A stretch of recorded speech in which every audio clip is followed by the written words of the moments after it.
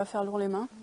Donc l'ourlet main il est invisible sur le dessus. La difficulté c'est de prendre qu'un seul petit fil pour pas que ça se voie, de le faire suffisamment lâche pour pas que ça tire et suffisamment serré pour pas que ça s'arrache si on passe, pour pas qu'on puisse glisser quelque chose dedans.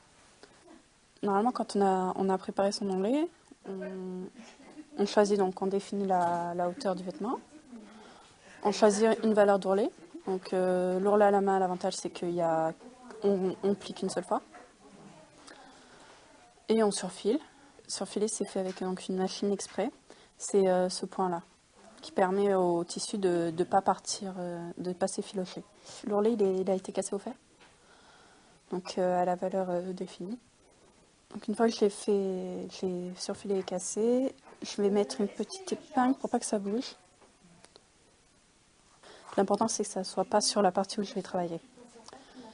Si je ne laisse pas de marge, encore là ça va, c'est un ourlet qui est bien plaqué, mais c'est un vêtement plus, comment dire, évasé.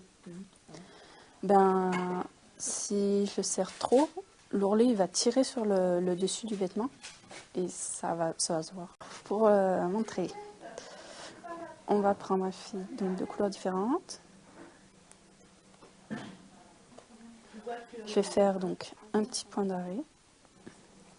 Bon, l'avantage du fil de même couleur, c'est que si jamais on traverse de l'autre côté, ça se voit pas. Alors je vais prendre un petit fil. Je viens prendre un fil juste au-dessus et je ressors à peu près 5-7 mm plus loin. Et de préférence, prendre les fils qui vont dans ce sens-là.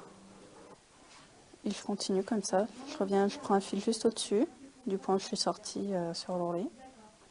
Et je continue. Si jamais on est en manque de fil, ou qu'il faut refaire une prise, on refait un petit point d'arrêt. Et sur ce petit point d'arrêt, on fera aussi le point de départ. Donc ça me donne ça.